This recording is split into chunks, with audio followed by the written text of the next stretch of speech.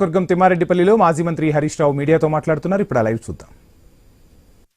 సమాజంలో అందరినీ కూడా మరి భక్తి మార్గంలో నడిపినటువంటి మహనీయుడు లోక్ మసంద్ మహారాజ్ గారు. లోక్ మసంద్ మహారాజ్ గారు అంటే ఈ ప్రాంత గిరిజనులందరి ఆరాధ్య దైవం. ఈ ప్రాంత ప్రజలకు ఎన్నో రోగాలను కూడా నయం చేసినటువంటి వ్యక్తిగా ఆయనను చెప్పుకుంటూ ఉంటారు.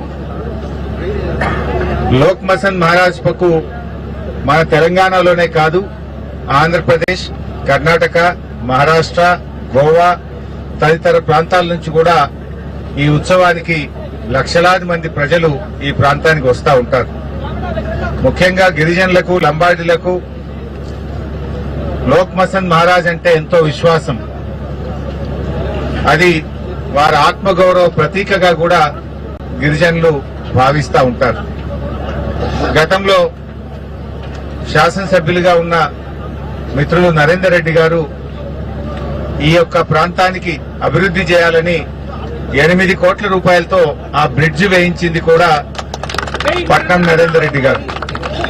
నరేందర్ రెడ్డి గారు ఎందుకంటే అప్పుడు అందరు ఆ వాగులో నుంచి పోవాలంటే ప్రజలు ఇబ్బంది పడుతున్నారని చెప్పి ఆనాటి ముఖ్యమంత్రి కేసీఆర్ గారిని కోరి అటు దేవాలయ అభివృద్ధికి కూడా పెద్ద ఎత్తున నిధులు మంజూరు చేయించారు. 80 లక్షల రూపాయలు నిధులు మంజూరు చేయించారు. 8 కోట్ల రూపాయలతో బ్రిడ్జ్ చేయించారు. బంజారా భవన్ ను కూడా 50 లక్షల రూపాయలతో ఇక్కడ నిర్మించడం జరిగింది. మరి ఈ రకంగా ఈ ప్రాంత అభివృద్ధిలో మరి అప్పటి బీఆర్ఎస్ ప్రభుత్వం, అప్పటి శాసనసభ్యులు నరేందర్ రెడ్డి గారు మరి లోక్ మసంద్ మహారాజ్ దేవాలయ అభివృద్ధి కోసం ఎంతగానో కృషి చేయడం జరిగింది. ముఖ్యంగా కేసీఆర్ గారి ప్రభుత్వం గిరిజనుల కోసం అనేక కార్యక్రమాలు చేసింది. ఆనాడు ఇచ్చిన మాట ప్రకారంగా తెలంగాణ వస్తే మా లంబాడీలకు, మా గిరిజనులకు మేలైతుందని కేసీఆర్ గారు ఏ మాట అయితే చెప్పారో ఆ ప్రకారంగానే 6% ఉన్న రిజర్వేషన్ ను విద్యా ఉద్యోగాల్లో 10% పెంచింది బీఆర్ఎస్ ప్రభుత్వం. దాంతో మా ఎస్టీలు ఎంతో మంది ఇవాళ డాక్టర్లుగా, ఇంజనీర్లుగా పెద్ద పెద్ద ఉద్యోగాల్లో ఇవాళ పొందుతున్నారంటే అది తెలంగాణ రావడం వల్ల వారికి జరిగిన లబ్ధి. ముఖ్యంగా కేసీఆర్ గారు 10% రిజర్వేషన్ పెంచడం వల్ల ఎస్టీలకు ఎంతగానో మేలు జరిగింది.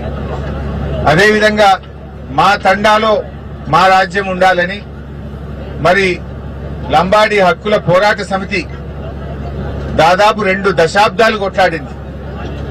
గత తెలుగుదేశం ప్రభుత్వం గాని, గత కాంగ్రెస్ ప్రభుత్వాలు వీళ్ళను పట్టించుకోలేదు. 10 ఏళ్లు రాజశేఖర్ రెడ్డి గారు, కిరణ్ కుమార్ రెడ్డి గారు ఎవరు కూడా పట్టించుకోలేదు. కానీ కేసీఆర్ గారు మాట ఇచ్చి 3100 గిరిజన గూడాలను, లంబాడి తండాలను గ్రామ పంచాయతీలు చేసిన ఘనత బీఆర్ఎస్ ప్రభుత్వాన్ని, కేసీఆర్ గారిది. అదేవిధంగా సంత్ సేవాలాల్ మహారాజ్ జయంతిని అధికారికంగా జరిపి రాష్ట్ర ప్రభుత్వ పండుగగా రాష్ట్ర ప్రభుత్వమే నిధులిచ్చి ఊరూరా వాడవాడ సంత్ సేవాలాల్ మహారాజ్ జయంతిని అధికారికంగా జరిపినటువంటి ప్రభుత్వం మా బీఆర్ఎస్ ప్రభుత్వం.